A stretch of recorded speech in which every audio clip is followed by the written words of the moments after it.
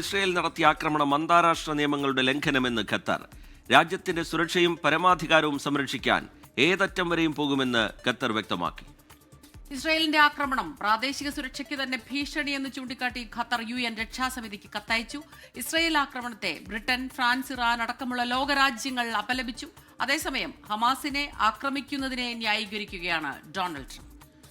ജലീൽ കണ്ണമംഗലം ജിദ്ദയിൽ നിന്നും മധു കൊട്ടാരക്കര ന്യൂജേഴ്സിയിൽ നിന്നും വിശദാംശങ്ങൾ പങ്കുവയ്ക്കും. ആദ്യം Jaleel കണ്ണമംഗലത്തിലേക്കാണ്.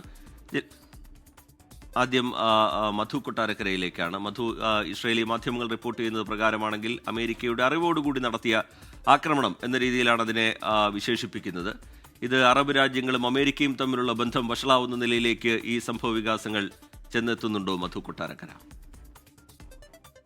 Good morning Smitha, Rejith. Donald ട്രംപിന്റെ നിർദ്ദേശപ്രകാരം ഗസയിൽ വെടിനിർത്തൽ ചർച്ചകൾ നടത്തുകയായിരുന്ന ഹമാസ് സംഘത്തിന് നേരെയായിരുന്നു ഇന്നലെ ഇസ്രയേലിന്റെ ഈ അപ്രതീക്ഷിത ആക്രമണം. ഇന്നലെ ഉച്ചകഴിഞ്ഞ് നടന്ന ആക്രമണത്തിൽ നേതാക്കൾ ആരും കൊല്ലപ്പെട്ടിട്ടില്ലെന്ന് ഹമാസ് പിന്നീട് അറിയിച്ചിട്ടുണ്ട്. ഇസ്രയേലിന്റെ പ്രവൃത്തി, ഈ ആക്രമണം വഞ്ചനാപരമെന്നാണ് ഖത്തർ പ്രതികരിച്ചത്. ഇസ്രയേലിനും ഹമാസിനും ഇടയിൽ ഈ മധ്യസ്ഥ ചർച്ചകൾ നടത്തുകയായിരുന്ന ഖത്തറിന്റെ ശ്രമങ്ങളെയൊക്കെ ഈ ആക്രമണത്തിലൂടെ ഇസ്രയേൽ നശിപ്പിക്കുകയായിരുന്നുവെന്ന് ഈ വ്യോമാക്രമണങ്ങളെയൊക്കെ അപലപിച്ചുകൊണ്ട് ഖത്തർ പ്രധാനമന്ത്രി ഷെയ്ഖ് മുഹമ്മദ് അൽഥാനി പിന്നീട് പറയുകയുണ്ടായി. അതേസമയം ഹമാസിനെ ആക്രമിക്കുന്നത് ന്യായീകരിച്ച US പ്രസിഡന്റ് ഡൊണാൾഡ് ട്രംപ്, എന്നാൽ ആക്രമണം നടന്നത് അറബ് രാജ്യങ്ങൾ, പ്രത്യേകിച്ച് അമേരിക്കയുടെ സുരക്ഷാ പങ്കാളിയും കൂടിയായ ഖത്തറിൽ നടന്നത് നിർഭാഗ്യകരമെന്നാണ് പറഞ്ഞത്. അതേ ആക്രമണം നടക്കുന്നതിൻ്റെയൊക്കെ തൊട്ടു മുമ്പ് US സൈന്യത്തിൽ നിന്ന് ഡൊണാൾഡ് ട്രംപ് ഭരണകൂടത്തിന് മുന്നറിയിപ്പ് ലഭിച്ചിട്ടുണ്ടായിരുന്നു. എന്നാൽ ഡൊണാൾഡ് ട്രംപ് ഈ ഇസ്രായേലിന്റെ ഇത്തരം ഒരു ആക്രമണവും അപ്രതീക്ഷിതമായ ആക്രമണവും ഒക്കെ ഉള്ളതിലുള്ള തന്റെ അസന്തുഷ്ടി പ്രകടിപ്പിക്കുകയും ചെയ്തു. പ്രത്യേകിച്ച് ഹമാസിനെ ആക്രമിക്കാൻ അവർ തെരഞ്ഞെടുത്ത സ്ഥലം ശരിയല്ല എന്നാണ് ട്രംപ് പറയുന്നത്. പക്ഷെ ഏത് വിധേനയും ഹമാസിന്റെ പക്കലുള്ള ബന്ദികളെ തിരിച്ചെടുക്കാനുള്ള ശ്രമങ്ങൾ തുടരുമെന്ന് ട്രംപ് പറഞ്ഞിട്ടുണ്ട്. ഇതിന് ശേഷം ഇസ്രായേൽ പ്രധാനമന്ത്രി ബെഞ്ചമിൻ നെതന്യാഹുവുമായി ഡൊണാൾഡ് ട്രംപ് വിഷയങ്ങൾ സംസാരിക്കുകയും ചെയ്തിട്ടുണ്ട്. ഈ റിസ്ക് എടുത്ത് ഹമാസുമായി ചർച്ചകൾ നടത്തുന്ന ഖത്തറിനുള്ളിൽ ഏകപക്ഷീയമായി ബോംബാക്രമണം ഇസ്രായേൽ നടത്തിയത് അമേരിക്കയുടെ ശ്രമങ്ങളെയൊക്കെ ഇല്ലാതാക്കുകയാണെന്നാണ് ട്രംപ് പറയുന്നത്. ഇസ്രായേലിന്റെ ആക്രമണം ഉണ്ടാകുവാൻ സാധ്യതയുണ്ടെന്ന് US പ്രതിനിധി സ്റ്റീവ് വിറ്റ്കോഫ് മുഖേന ഖത്തറിന് മുന്നറിയിപ്പ് നൽകിയതായി ഡൊണാൾഡ് ട്രംപ് അവകാശപ്പെട്ടിട്ടുണ്ട്. എന്നാൽ ഖത്തർ ഇത് നിഷേധിച്ചിരിക്കുകയാണ്. ദോഹയിൽ ആക്രമണം തുടങ്ങിയതിന് ശേഷമാണ് ഇത്തരം ഒരു ഫോൺ കോൾ വന്നതെന്നാണ് ഖത്തർ പറയുന്നത്. സ്മിത, റീജിത്ത്. മധു കൊട്ടാരക്കരയാണ് ന്യൂജേഴ്സിയിൽ നിന്ന് വിവരങ്ങൾ നൽകിയത്. ജലീൽ കണ്ണമംഗലം കൂടി ചേരുന്നുണ്ട് ജിദ്ദയിൽ നിന്ന്. ജലീൽ, ഈ ഹമാസിനെയാണ് ലക്ഷ്യം വച്ചത് എന്ന് ഇസ്രായേൽ പറയുമ്പോഴും അതിൽ വലിയൊരു പ്രശ്നമുണ്ട്. കാരണം ഒരു രാജ്യത്തിന്റെ പരമാധികാരത്തിലേക്കുള്ള കടന്നുകയറ്റമാണ്. അതുമാത്രമല്ല, ഹമാസിന്റെ ഏറ്റവും പ്രധാനപ്പെട്ട നേതാക്കൾ കൊല്ലപ്പെട്ടിട്ടുമില്ല. അപ്പൊ ഈ രീതിയിൽ വലിയ രീതിയിലുള്ള വിമർശനമാണ് ഉണ്ടാകുന്നത്. ഖത്തർ വലിയ പ്രതിഷേധം അറിയിക്കുന്നുമുണ്ട്. പറയൂ കൂടുതൽ വിവരങ്ങൾ. സ്മിത, റീജിത്ത്, എല്ലാ അന്താരാഷ്ട്ര നിയമങ്ങളുടെയും മാനദണ്ഡങ്ങളുടെയും ലംഘനമാണ് ദോഹയിൽ കഴിഞ്ഞ ദിവസം നടന്നത്. പല തവണ സ്ഫോടനം ദോഹയിലുണ്ടായി. എന്നാൽ ദോഹ ഇപ്പോൾ ശാന്തമാണ്, കാര്യങ്ങളെല്ലാം നിയന്ത്രണ വിധേയമാണ് എന്നാണ് ആഭ്യന്തര മന്ത്രാലയം അറിയിക്കുന്നത്.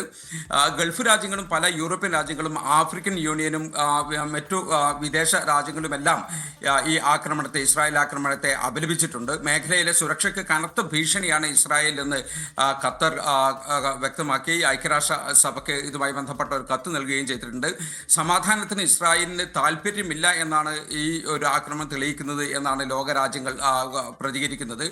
ഈ ആക്രമണത്തിൽ 5 പേർ കൊല്ലപ്പെട്ടതായാണ് ഹമാസ് സ്ഥിരീകരിക്കുന്നത്. ഇതിൽ ഹമാസ് നേതാവ് ഡോക്ടർ ഖലീൽ അൽ ഹയ്യയുടെ മകനും ഉൾപ്പെടും. കൂടാതെ ഖത്തർ സുരക്ഷാ ഉദ്യോഗസ്ഥൻ സാദ് മുഹമ്മദ് അൽ ദൂസരിയും കൊല്ലപ്പെട്ടെന്ന് ഖത്തർ ആഭ്യന്തര മന്ത്രാലയം അറിയിച്ചിട്ടുണ്ട്. എന്നാൽ ഹമാസ് നേതാക്കളെല്ലാം എല്ലാം സുരക്ഷിതരാണ് എന്നാണ് ഹമാസ് അറിയിക്കുന്നത്.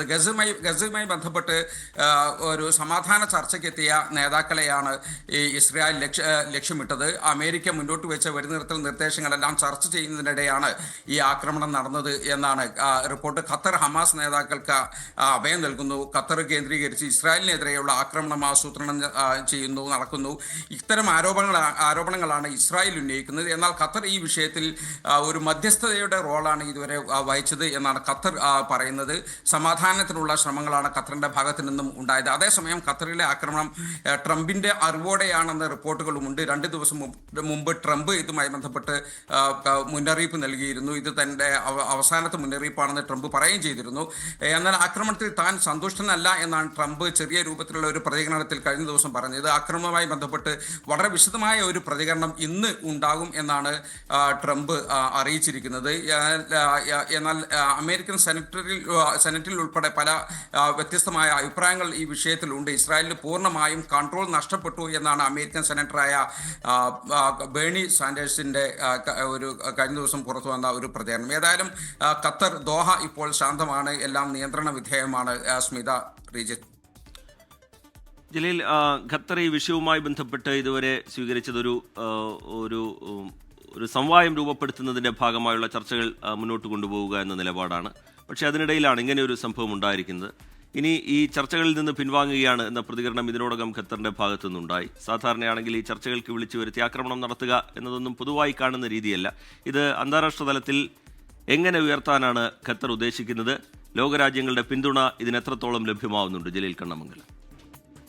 റിജിത്ത്, ഈ വിഷയത്തിൽ ഖത്തറിന് പൂർണ്ണമായ പിന്തുണ ലോകരാജ്യങ്ങളിൽ നിന്നും ലഭിക്കുന്നുണ്ട്. സ്വാഭാവികമായിട്ടും മറ്റുള്ള രാജ്യങ്ങളുമായും, പ്രത്യേകിച്ച് ഗൾഫ് രാജ്യങ്ങളുമായും, മേഖല അമേരിക്ക ഉൾപ്പെടെയുള്ള രാജ്യങ്ങളുമായൊക്കെ ചർച്ച ചെയ്തായിരിക്കും തുടർന്നുള്ള നടപടികൾ സ്വീകരിക്കുക എന്നാണ് സൂചന. ഏതായാലും എല്ലാ മാനദണ്ഡങ്ങളെയും അന്താരാഷ്ട്ര മാനദണ്ഡങ്ങളും ലംഘിച്ചുകൊണ്ടാണ്, കേട്ടുകേൾവിയില്ലാത്ത രൂപത്തിലാണ് ഒരു സമാധാന ചർച്ചയ്ക്ക് എത്തിയ ഹമാസ് നേതാക്കളെ ലക്ഷ്യമിട്ടുകൊണ്ട് ഒരു ആക്രമണം നടക്കുന്നത്.